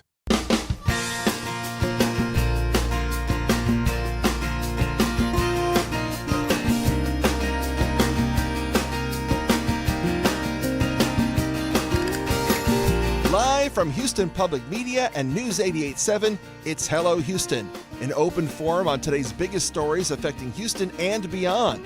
Call now, 713-440-8870, or let us know your thoughts on today's topics by emailing us at talk@hellohouston.org. And now, Hello Houston with Ernie Manouse. Hello there, and with me is Emmy and Gracie Award-winning journalist Doris Childress sitting in today. Thank you, Ernie. I was going to go through all of your here. awards, but we only have an hour, so we had to cut it down just a couple things. Oh, flattery will get you everywhere. I know, that's what I do. We had a really busy first hour, and even back to our topics at the top of the show, we were talking about the event that was being held in Dallas area, and I think it was Dallas, right? It was Grand Prairie, which is right up the road. Yeah. And the invitation had Muslim only, was in an earlier draft, which the governor jumped on and then was going to cut over $500,000 in funding to the area. Got a lot of response. And we got an interesting text that came into that story. And the text, I know it's a little long, but I'll read the whole thing because I think it helps understand. Hello, regarding the issue in Dallas, they said, once again, Grand Prairie, I believe the Muslim-only remark was taken out of context. I'm part of the Muslim community in Houston, and I can say without any hesitation, we have never hosted any event, whether it be at a mosque or at a public facility, and it would be restricted to the community. It's always an open invite, and as was mentioned, typically Muslim majority attend, as would be the case in any community. Another note, I can almost guarantee making it exclusive was for the privacy of the Muslim women attending. It was meant to be a modest attire gathering. And honestly, don't understand why that's such a bother if it was a privately booked event. Thank you for your time. A good point in there was the cultural significance of how women are presented in public in that culture in some areas of it by some chosen communities. And so maybe that did play into it. And you do have to respect different cultures and their rules and codes because, I was telling you, I was in Israel in the late 90s, and one of the things I forgot in packing was a head cover. And so when I was in Gaza, my tour guide immediately pulls out just some cloth so I could cover because I was getting a lot of stares. And I'm thinking like, oh, American journalist, I'm high roller big time. But no, I was out of code. And of course, I'm waving at everybody. And it was really foolish. But I learned my lesson. Go with the code of the country or the community that you're in. Right. So there you go. Another person sends a text and says, I hope people don't judge Christians based on small-mindedness, prejudice of Greg Abbott. Ugh. Governor Abbott, here's another one. Governor Abbott using this for political theater. He is trying to hype himself in front of his right-wing Christian nationalist supporters. Full stop. And the last one, not the last one, next to the last one, Adam here. What is to stop him from doing this from pride events or anything else he doesn't like? Really good question. I said it was the last one, but I wanted to read this one too. Over in our chat group on YouTube, we have from Chef Rob, I love Doris's voice. So smoky. Oh, well, thank you. You have to say it's smokier. I don't know. But I like the comment. Okay. All right. Let's grab a phone call. 713-440-8887. Remember, Hello Houston is where Houston gets to talk. On the line is Greg. Greg, what's on your mind? Oh, it's kind of convoluted and too much, so y'all are going to cut me off. But basically, a religious group isn't required to be inclusive. The government can't define what a religion is, much less how that religion should practice its religion. The Epic Waters is like George R. Brown. If they rent it for a family reunion, I can say only Smith. I can rent it and just say only I can go there. It's a commercial entity. It's a commercial. I mean, it's owned by the city, yes, but it's a commercial function. And and if to go on, not just Abbott. But Abbott is just disingenuous, and there's no sense of going into too much of that. But the thing is, the way Grand Prairie folds, the way ABC and CBS folds to the current administration, you don't become a tyrant on your own. You have collaborators. By Grand Prairie kowtowing and ABC and CBS kowtowing to authority, they become collaborators that make tyranny possible. If they would resist and even ignore, tyranny would not exist. They are de facto collaborators by kowtowing and falling under this silly pressure that's obviously unconstitutional. And Greg, I could go on, but it bugs me. Yeah. Greg, thank you very much for calling and sharing with us. This is a heated topic. It is. And Greg brings up a good point. It was a private event. Yes, it may have been a city-owned facility, but like he said, with the George R. Brown, which is a Houston first, which is connected to the city, if you are renting it for a private event, it's not like City Hall was doing this in front of City Hall and it was going to be a Muslim celebration, Muslims only, in an open public event. I think there are different shades of gray in this one, and it's interesting. I wonder if the announcement was posted on like the city website or something like that, or was this just in their channels and in their followers? That's a good question. Just wondering about that. If it were like on the city website where events are coming up, okay, that's what got the alert. But if it was within their own circles. Right. And it still goes back to, though, it was a private event. Private. If Pride Parade, which is a public event, it's run by the Pride Committee, so it's not run by the city, but they're out in the public and they use city parks and they publish something that said gays only. I think you could say, well, if there's funding coming from the city to help support it, which I don't know exactly how that works as far as the funding of an event like that, or a St. Patrick's Day parade that said Irish only, I think. But then our caller just made the point, but it was a religious event, and religious organizations have special dispensations also. Mm-hmm. So it gets a bit thorny.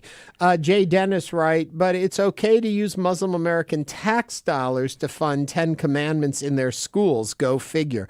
Interesting you should say that, because in a moment we're going to go into the news. I just want to tell you, coming up this hour, we're going to learn more about the Black Cowboy and Cowgirl Preservation Project coming up, and Broadway actor actress and performer Teal Wicks is going to be with us in a little bit.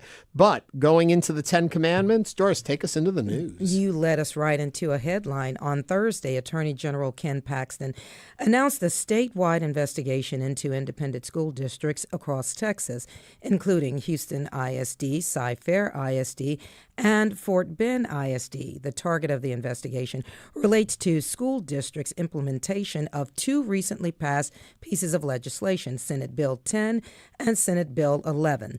According to the press release, Paxton's office is investigating whether schools are displaying the Ten Commandments in classrooms as required by SB 10. The law does not require districts or teachers to purchase posters themselves, but orders them to accept any donated posters. The Attorney General's office is also requesting that districts submit proof of having voted on whether or not to create a designated prayer period. Senate Bill 11 requires districts to vote on whether or not to adopt prayer period by March 1. Wow, what are your thoughts on Ken Paxton's investigation? Call us at 713-440-8870. And I know we've got calls. Come on, call in. My favorite part of that story was when you said, wow. I didn't mean the wow. It was a lot. It was a lot to read, a lot to say. It seems like, again, we're looking for problems where none seem to exist. Has there been an outcry that people aren't complying with these Senate bills? I don't know. We sit here every day and invite the community to call in, and I don't think we've gotten a single call of someone calling in to say that they are outraged that the Ten Commandments haven't been posted in a classroom yet, or that nobody asked me if I think there should be school prayer. I talk to a lot of teachers, and they're going to comply with whatever the new Senate bill is, but their main focus is to teach that English, math, and history. They're going to focus on that. It will be there because it's mandated, but they're going to focus on doing what they were called to do.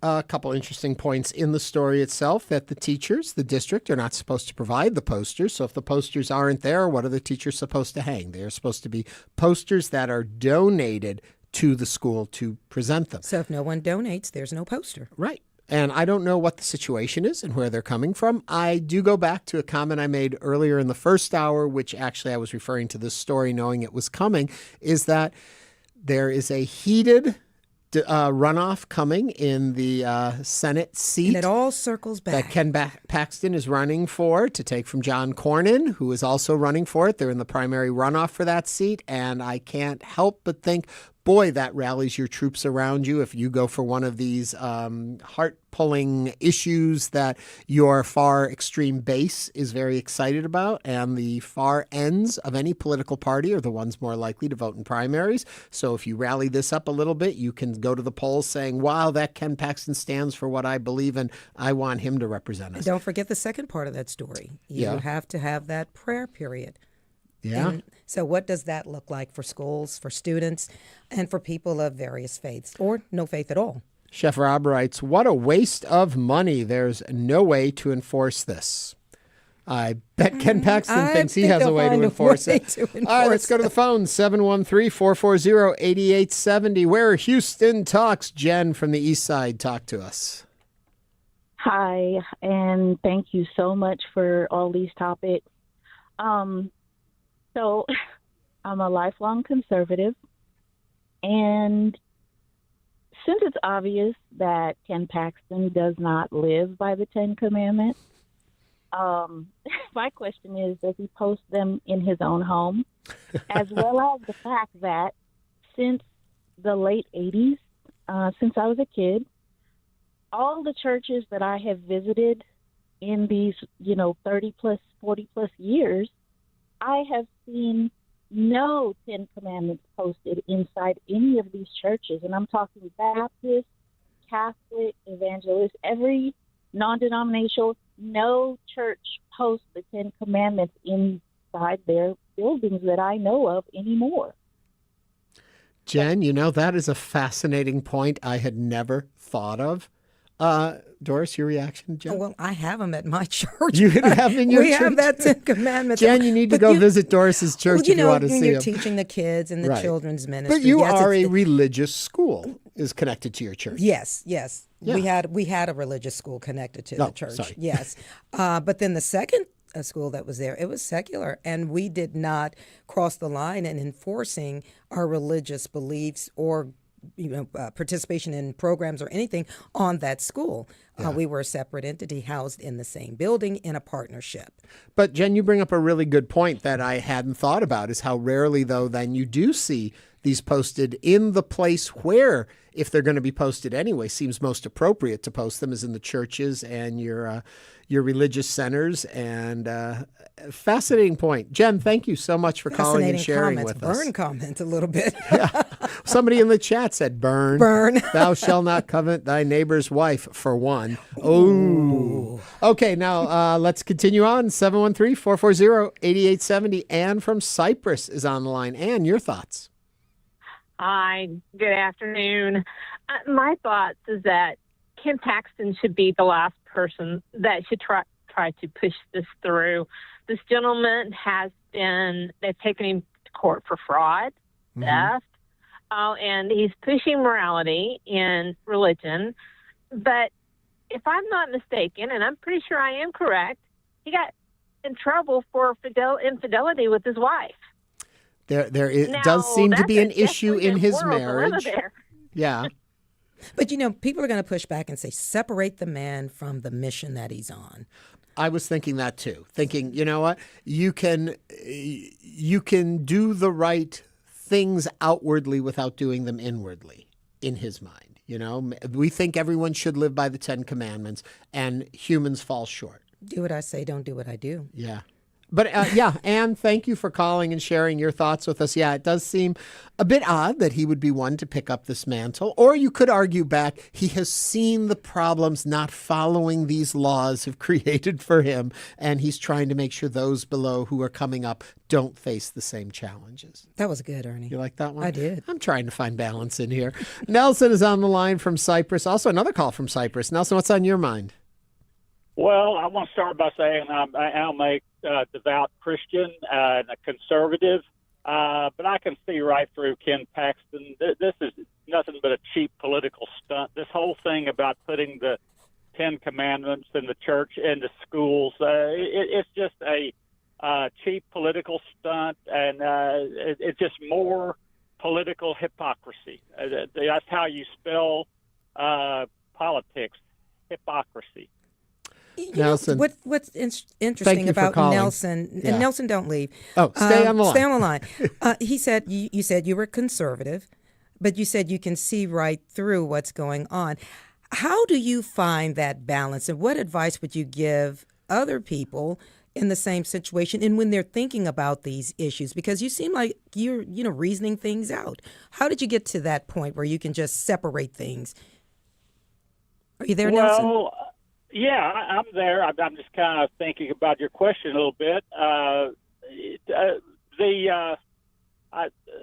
me, these Trumpsters, I call them, are not conservatives anyway.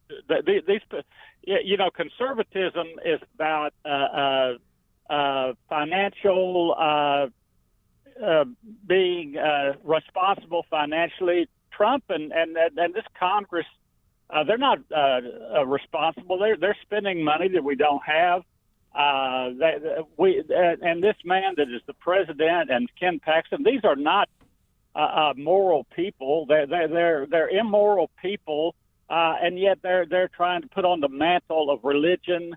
It's just hypocrisy. And to me, conservatism that's something like Dwight Eisenhower, who's a good man, Ronald Reagan, but I haven't seen any real conservatism since then. It's just been downhill. Even Reagan was not financially very responsible, but people call themselves conservatives, and they're not really conservatives. Nelson, thank you for calling and sharing with us today. It goes back to the thing that we said earlier at the beginning of this whole topic, is that how much of this is political play? How much is it political theater? Because there's a very heated primary coming up for the Republicans. You know, we're going to have live coverage of the primary on May 26th right here in the evening on News 88.7. I hope you'll join us for that. And remember to register and vote. Let's go back to the phones. We started reminding everyone of the story we had from the last hour about what happened with the Muslim celebration. We've got a call on the line taking us back to that topic before we wrap up this segment. Amara from League City, what's on your mind? Hey, happy Friday, guys. Appreciate you guys taking my call and appreciate you doing this topic. I'm Muslim. I live in Lake City, and this whole topic on what's going on in Dallas, it's raising so many eyebrows. And today being Friday, I think everyone knows that Muslims celebrate Friday in a very special way with a great prayer.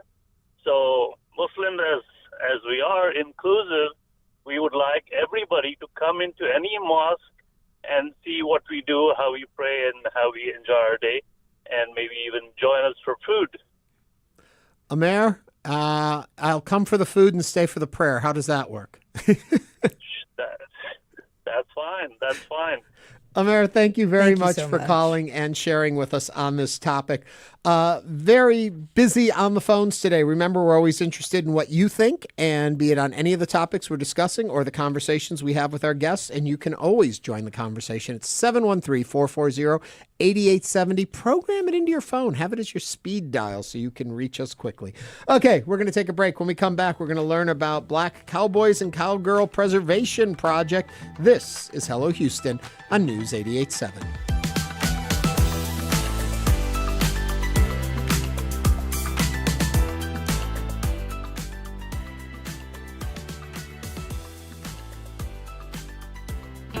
We know you.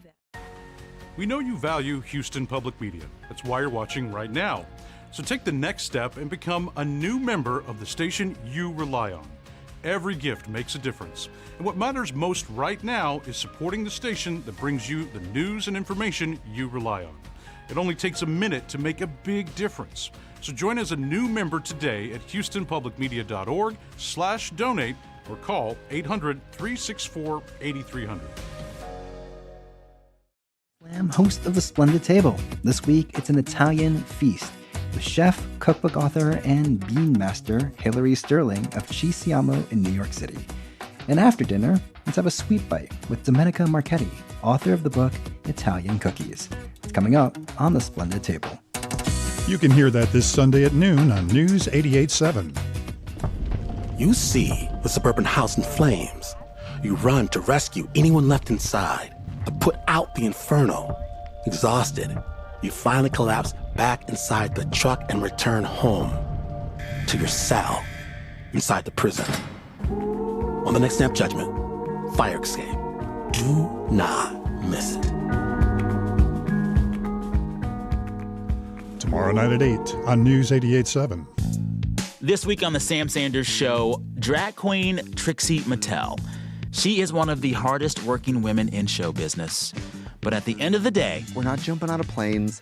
We're not putting stints in people's hearts. Yes. Like, I do not need to be crying and stressed about cross-dressing. Trixie Mattel on her drag empire. You can hear that Sunday at 6 p.m. here on News 88.7.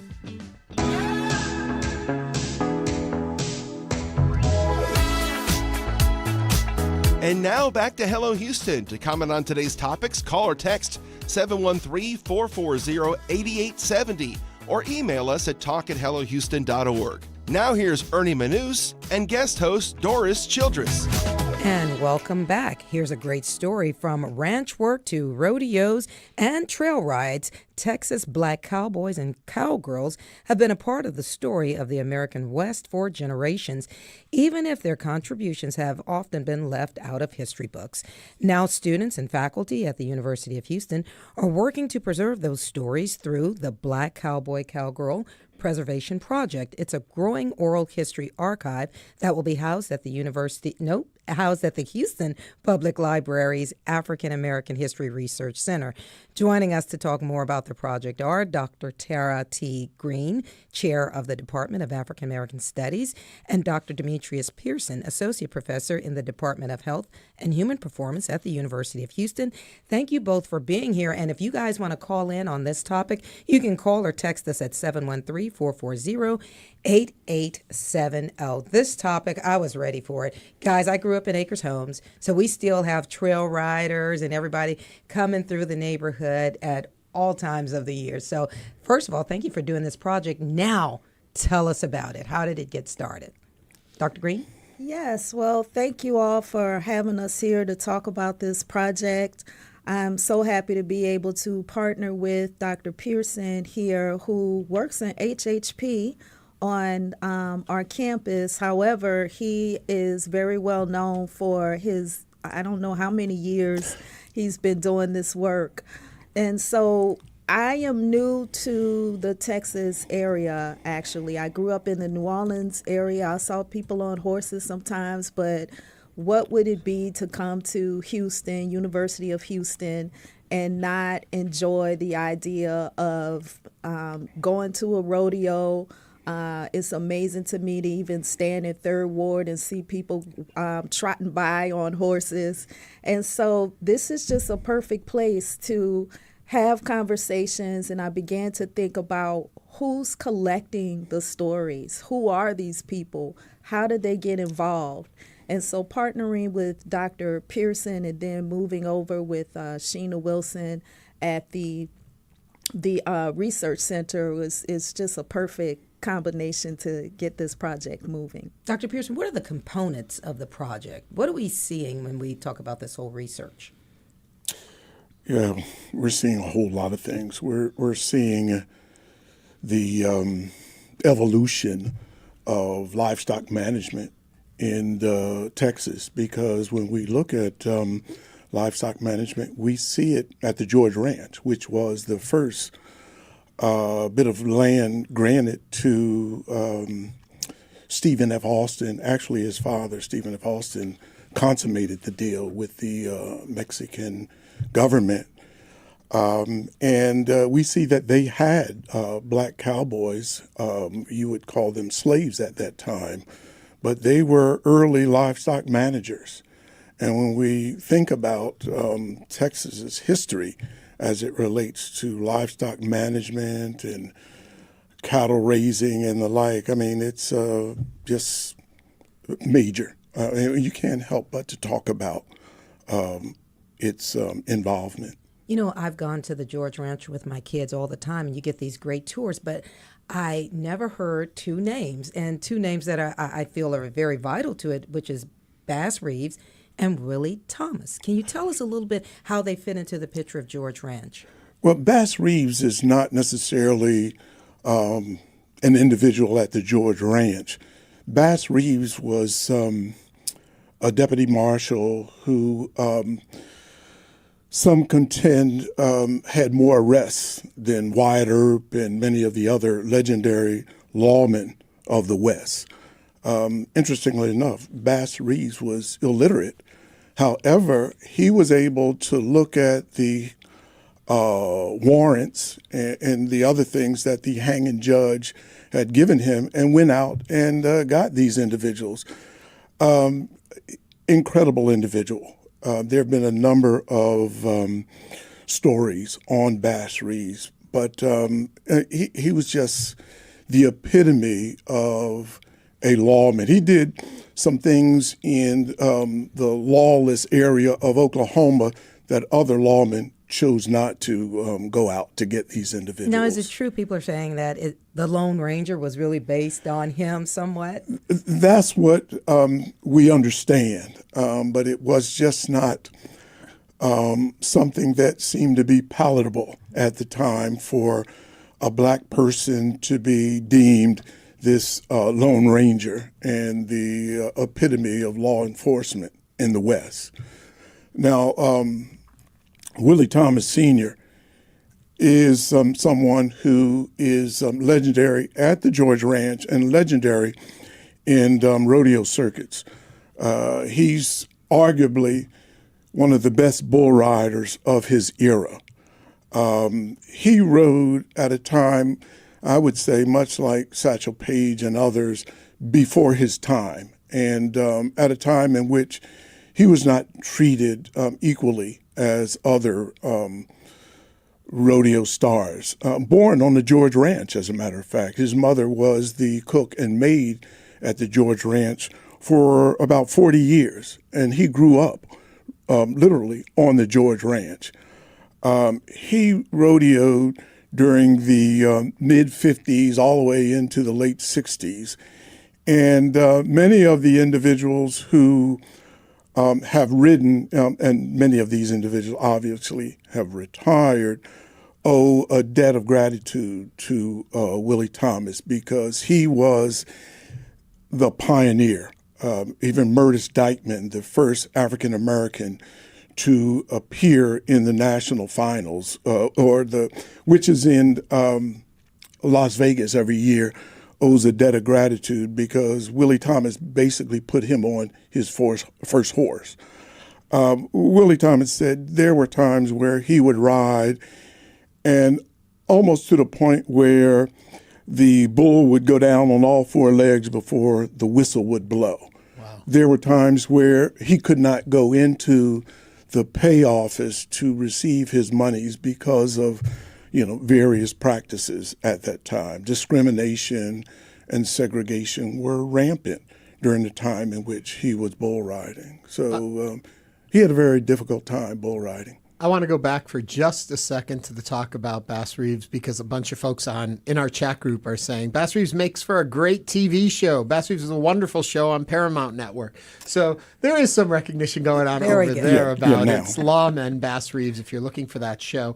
What I'm fascinated about is, according to research and historians, they estimate 1 in 4 American cowboys were African American or black.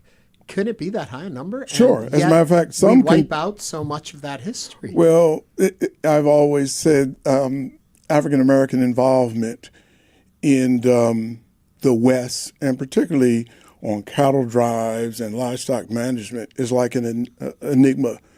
They were there, but yet they were invisible. Yet they were there the whole time.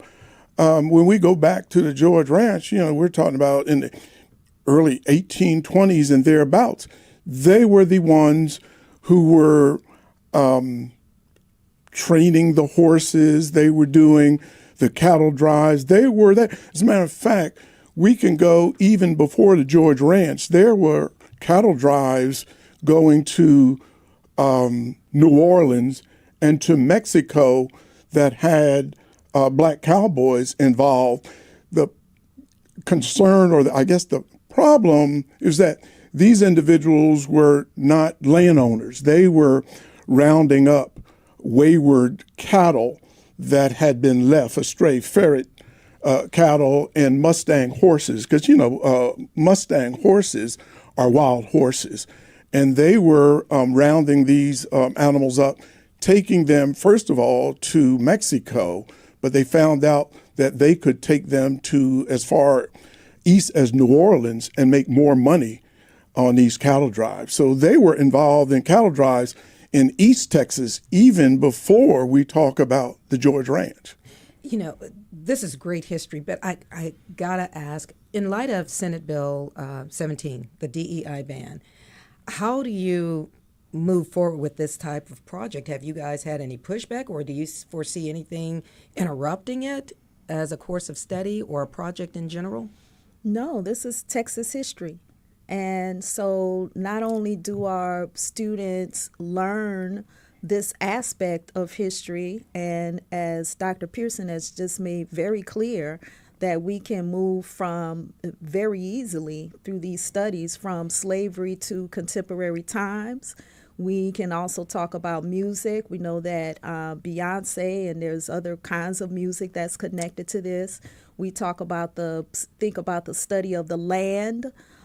We think about the economic aspect. Students learn how to capture stories So that's what we do in African American studies, is that it is interdisciplinary studies, that we don't just have to focus on one particular thing, but we know that life connects in a variety of ways. And so these students, many of whom are from Texas and don't know anything about any of this, learn about themselves and they learn about the world around them. And so we are excited to be able to continue to do that work. Dr. Pearson, how important is it to expand the identity of the American cowboy, cowgirl, and especially now? I think it's most important because they've been left out of history in many of the historical archives, but they were a vital part to the American West. They've opened up or helped open up the American West when you think about Buffalo Soldiers. And ironically, you don't see many sculptures, you don't see many artifacts, whether they're artistical renderings or anything of black cowboys. Now, you'll see some things by Remington and others who chronicled the American West of the Buffalo Soldiers, but rarely are you seeing anything about black cowboys who were on these cattle drives and the like. And it's interesting when we think about that term cowboy, because it was not a fashionable term for many years. It was thought of— Give us a little history on that term. It was thought of as those are black people who or black men or boys tending cattle, much like the field boy or the house boy. But when we see where the cattle drives tended to close and individuals went to the ranches to work, the term cowboy seemed to be chic.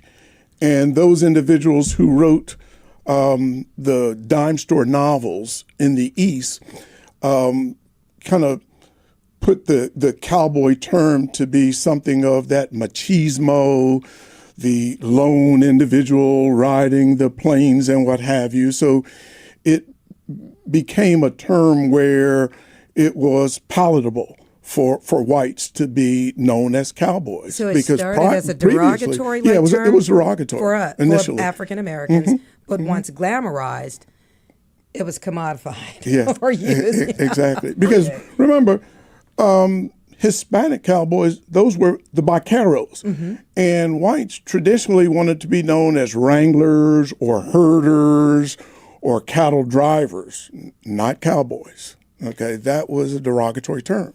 When you talk about these cattle drives and these during this period of time, and I'm just curious, within the African Americans working with the white man, was there a different sense of equity in that period, removed from the constraints of regular, whatever you call it in that time, treatment between races?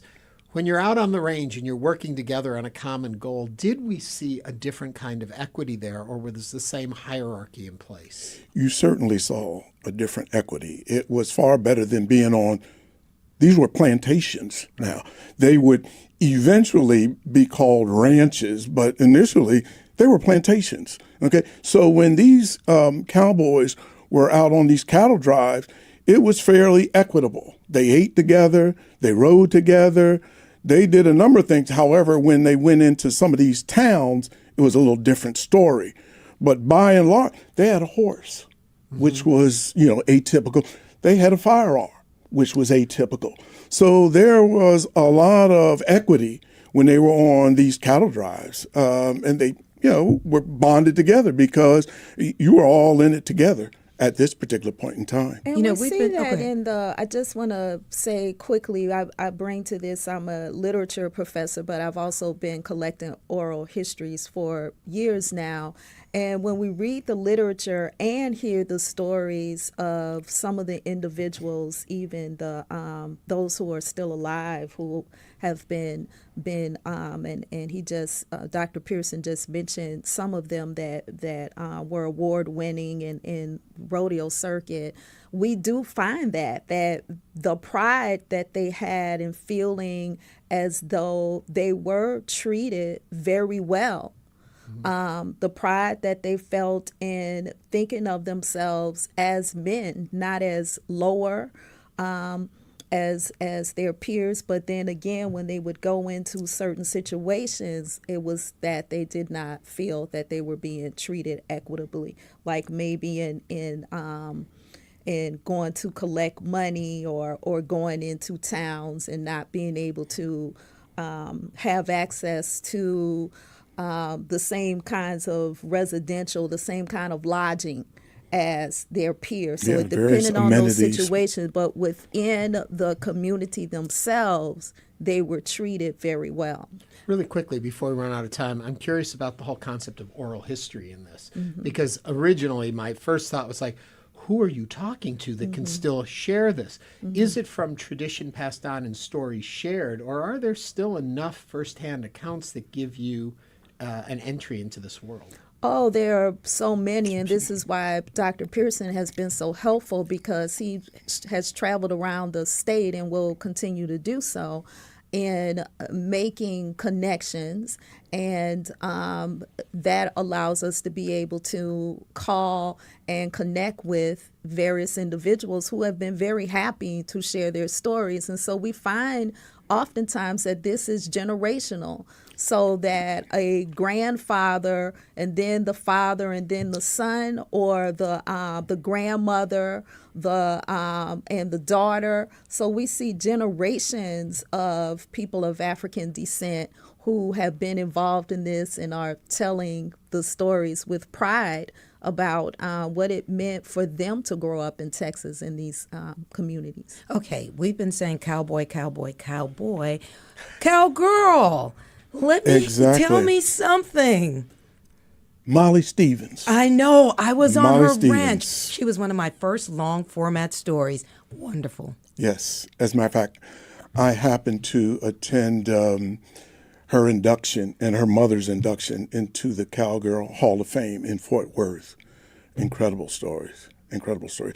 There have been a lot of women who've been actively involved in livestock management and the trail rides. And unfortunately, we lost one very recently over at the Sugar Shack. We lost a mama, I can't think of her last name right now, but she was actively involved, has a number of cookbooks out, and would be involved in all of the trail rides that the Sugar Shack was involved with. Just many great women who have been involved. You know, I mean, we could talk about Stagecoach Mary. Oh, okay. Well, I'd have to bring you back for that one, and I'd love to have you back. Guys, thank you so much for coming today. This has been really, really good. We've had Dr. Tara Green. She's the chair of the Department of African American Studies, and Dr. Demetrius Pearson is an associate professor in the Department of Health and Human Performance at the University of Houston.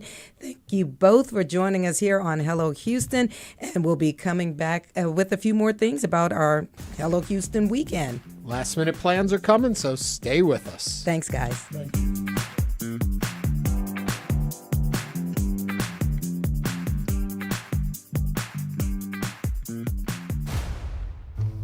Houston Matters wants... It's not just your car. It's the one that brought your kids home from school, took you cross-country, held memories, laughter, even a few breakdowns. When it's time to let go, give your car a new purpose. Donate it and turn memories into meaningful support for this station. Plus, you'll enjoy free and easy pickup, potential tax benefits, and a simple donation process. Your gift supports the programs you and your family love. Donate today and help keep public media strong. Call or donate online. During his time hosting NBC's late-night show called Later in the late 1980s and early 1990s. This time, music video director Julian Temple, Mick Fleetwood of Fleetwood Mac, and Rolling Stones guitarist Ron Wood. Mick and Keith are still pumping out some good songs when they put their minds to it. I always fill in the gaps if I can, if they need any help. I'm Paul Ingalls. More great music oral history with Bob Costas right here real soon. Saturday evening at 7 on News 88.7. Okay, campers, it's an election year and there's an uncomfortable sense of deja vu. We broke through the biggest cover-up of the biggest crime the world has ever seen. The Stop the Steal movement has not stopped. They want control, full stop, and they're going to do everything they can to get it. It's Election Groundhog Day in Georgia on the next Reveal. Join us for Reveal tomorrow afternoon at 2 on News 88.7. Houston Public Media presents the Moth Story Slam May 12th at Lambert Hall. Doors open at 7 p.m. The theme of the night is I Got It From My Mama. Stories about what runs in the family. Tickets at houstonpublicmedia.org/themoth. Support comes from DePelchin Children's Center. May is National Foster Care Awareness Month, and DePelchin is celebrating the foster parents who ensure that Houston area children are part of safe and loving families. Learn more at depelchin.org/fostercare.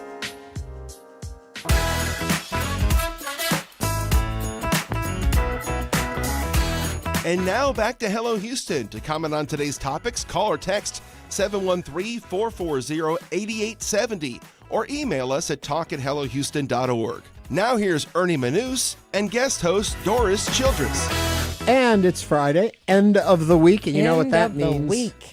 Last minute plans. But hopefully you haven't waited to the last minute to make your plans. We've got a bunch to go through, but you know what? We have a guest with us right now who's involved in last minute plans, so we should go right to her. What do you say? Let's go. Let's go. Let's go to Broadway star Teal Wicks, who's known for roles in Wicked, The Cher Show, and more. She was recently seen here in Houston as part of the national tour of And Juliet, and tonight she wraps up her cabaret-style concert called And Broadway, in which she's singing songs from her career on Broadway and beyond with music director and native Houstonian Stephen Jamal on piano. It's part of the Hobby Center's Live at the Founders Club series. And as I mentioned, Teal's with us right now. Hello there. Hi. Oh my gosh, so nice to be here with y'all. I have to say it's Ernie, wait, before you even get into your first interview, if you are listening, go over to YouTube. She is stunning. You've got to see her in person. Gorgeous.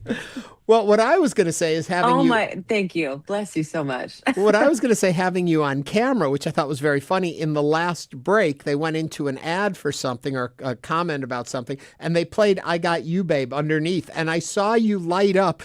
You were in the Cher Show. I had the sheer joy of getting to see it on Broadway. I'll tell you about that in a minute. But do you now feel a weird connection to Cher and her body of work, having played one of the Chers in the Cher Show? Yes. Absolutely. I mean, it's, Cher is the gift that keeps on giving. She was huge in 7 decades. She's been relevant in 7 decades. So there's 7 decades of music that follows me everywhere. And I love it. Actually, funny, the I Got You, Babe. I sing it in my concert, but there's this really great version that Etta James does. That's a very fun, kind of rock and roll version. So I've taken that as my solo Cher. I Got You, Babe. It's really fun. Well, and I will say I was in New York City and I went to TKTS to get a ticket to go see the Cher Show because I was in town just for a couple days and I didn't want to miss it. And the person at the box office was like, well, you know what? I've got a single front row center. And I came to see you guys. I felt like I was in the show. I was so close to it. And yes. So I got to see you do the lady. You're right there. You're in the sweat zone. You're in the beads flying off the costume zone. Yeah. Oh, I know. About 6 months later. It was so fabulous. 6 months later, Cher came through Houston with her tour, her last tour. And a friend of mine got me a front row center seat for that. So I got to see you guys front row center and then got to see the real Cher front row center. And let me tell you, in my mind, it's all one big show. You guys were fabulous. Thank you. That's our goal. We are one. I mean, Cher, it takes 3 actresses to try to play one Cher. But it only takes one actor to play Elphaba. And boy, oh boy, you did that in Wicked. Talk about iconic roles you've played. Yeah, thank you. I know. Wicked was also, it's just an incredible, I don't know how it came into my life. I mean, I guess I knew what I was doing enough when I was cast in Wicked, and I knew that it would have a long legacy, but it's just so exciting that Wicked is having this huge resurgence right now with the films, and it's just introducing the show to younger generations that maybe haven't heard of the musical or encountered the musical yet. And Wicked was my first big professional job. Playing Elphaba in Wicked was my Broadway debut. So I kind of started out running in the Broadway world. I didn't really crawl into it. It was like, all right, here, like, here's your chance. You're either gonna do well or you'll flail. And Yeah. I guess I've been doing okay. Really, it's been 20 years now, so I'm good. That's a really big show. It worked. That's a really big show. I would just love to know can you recall the first night and knowing that you nailed it on Wicked? Okay, you know what? Funny enough, I only remember one moment from opening night, from my first time on Broadway, and that was my first entrance as Elphaba. It's this really wonderful, sweet entrance. It's kind of perfectly staged. She comes from upstage center and runs straight down center stage and gets to like stand there for a moment and take in everything, take in this, like, this new journey she's going on. And the audience always goes wild because they're like, the green girl's here. And she's so sweet and she's so excited and hopeful. No sign of that wicked witch, that everybody thinks they know. So I remember that.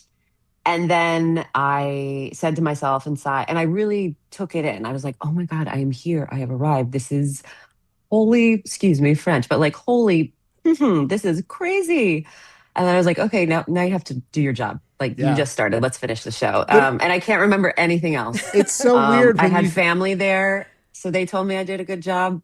They didn't fire me. I stayed in the show for almost a year. So I was like, okay, I guess I'm good. But it's funny when you describe what the character is going through in that moment. And in that same moment, you're going through that too. You're walking out on the Broadway stage in your debut full of open-eyed wonder and amazement, taking in everything in front of you. That's just an amazing, I get chills thinking about hearing you say that. You want to ask who's taking it in. Is it you or is it Elphaba taking it in at the moment? I know, it's very meta. Yeah. It's very, very meta. Well, I can tell you, in that moment, I let Teal come out and really take it in. And I'm very glad that I did that because it meant that I was comfortable enough in what I was doing in the show that I allowed myself that moment of sort of, I didn't drop character, but I kind of was like, this is for you as well. Like, this is, remember this moment, girl. It's not dropping character. It was two worlds colliding in the same moment, which is just kind of awesome. Broadway, baby. Broadway, baby. And Juliet, one of my new favorite shows. I had no idea what I was going to see the first time I walked in to see it. It is one of the funniest, smartest, wittiest, cleverest shows. And every time they bring Six back around, I'm like, why do you keep bringing Six? Bring more and Juliet. I love that show because in some way they kind of feel similar in my mind to some degree. But, oh my God, and Juliet. For folks that don't know that show, a really quick one-liner about it so people know what we're talking about. Oh, great. And Juliet, it is a musical retelling of Juliet's life if she decides to live instead of off herself. And it's a musical, and it's all the music of Max Martin, who is the #1 pop hit maker over the last 5 decades. Maybe not 5 decades, that might be extra, but all the he's songs. No Cher, and but... it's he's not Cher. I think he's younger than Cher, even though Cher will say, no way, babe. But yeah, so it's a musical journey. Juliet gets to have a second chance at life, and there's a lot of banger pop songs. And I understand how Six and Juliet feel similar. They came out at the same time. There's a lot of corsets and a lot of amazing pop singing. Yeah. So I assume that there are actresses out there that are terribly envious of your career because you have gotten the opportunity to play some of the greatest roles in the current modern musical theater canon, which is really wonderful to say. And for one actress to have been gifted that many roles, you've got to be bringing your game. I try. You never know what this business will be and what will come ahead. I've been so fortunate, and I've also had big dry spells where I was like, is this the end? Is this it? Am I done? What else can I do? And I was like, I don't really have any other skills. But the beautiful thing is, I mean, it's like, it's theater, it's art, it's always alive, it's always evolving. You never know, like revivals come back and you never know, something might not have worked the first time and then all of a sudden it works 20 years later. You never know what new show will be created and you as the artists are always growing and evolving. You know, I get older and now I'm coming into, like, I've played Mother in Ragtime, and that's one of my absolute favorite shows. And when I was in my 20s, I could not play Mother in Ragtime. And so it's such a gift to be able to now be in that chapter of my life. And well, I've got bad news for you. The bad What? news I've got for you is I've got to give you a closing night notice for your show here at the Hobby Center because, well, it was only 2 days. But tonight you're closing. I know. Aw. Well, I hope people come out. We didn't get to the rest of our But last so minute nice plans to because we talk got to to. chat with you, Teal. Thank you so much for chatting with us. Thank you. Aw, thank you guys. Take care. Performer and Broadway star Teal Wicks is going to be wrapping up her cabaret-style concert and Broadway tonight at the Hobby Center at 7:30. For more information, go visit thehobbycenter.org. Are we out of time? We are out Okay, of time. Happy Mother's Day. Happy Mother's Day, Mom. Mary Esther. Happy Mother's Day, Mom, Adele Manouse. And that brings us to the end of the week. Thank you for listening. We'll be back on Monday with more conversations, including talking with Houston area Congressman Christian Menefee. All that's coming up. Remember the best of Hello Houston Saturdays and Sundays. Saturdays at 1, Sundays at 11 here on News 88.7. Thanks for listening to Hello Houston. Join us every Monday through Friday from 11 a.m. to 1 p.m. to talk all things Houston. The Hello Houston production team includes Garrett Bowman, William Menjivar, Jen Altide, Todd Holslander, and Jim Kovacic. For the latest in local news, subscribe to the Hello Houston daily newsletter at houstonpublicmedia.org. Hello Houston is a production of Houston Public Media. The opinions expressed by the guests of this program are solely their own and do not represent the views of management, staff, or underwriters of Houston Public Media. This is News 88.7. Your NPR station, KUHF Houston News 88.7, a service of the University of Houston. Science Friday is next. It's now 1 o'clock. Alien invasions. What are we projecting onto those stories? I'm Flora Lichtman, and this is Science Friday. In science fiction, the aliens usually come to control, colonize, or destroy us. Talking with sci-fi writer Daniel H. Wilson about how he applied an indigenous lens to his First Contact thriller. With these stories, we're looking into the cosmos and we're seeing ourselves, and we're understandably freaking terrified.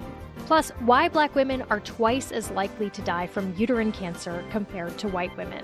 It's really quite a powerful combination of both learning to endure and normalize severe symptoms that meets up with a medical system that's really biased against seeing you as vulnerable and in need of help. Plus, a roundup of some of the big health news of the week, from vaccines to the cruise ship hantavirus outbreak. That's after this. Live from NPR News, I'm Lakshmi Singh. The Virginia Supreme Court has struck down a Democratic-backed redistricting plan. The ruling helps advance the Republican Party's redistricting campaign to secure more U.S. House seats in this year's midterm elections. Meanwhile, in Tennessee,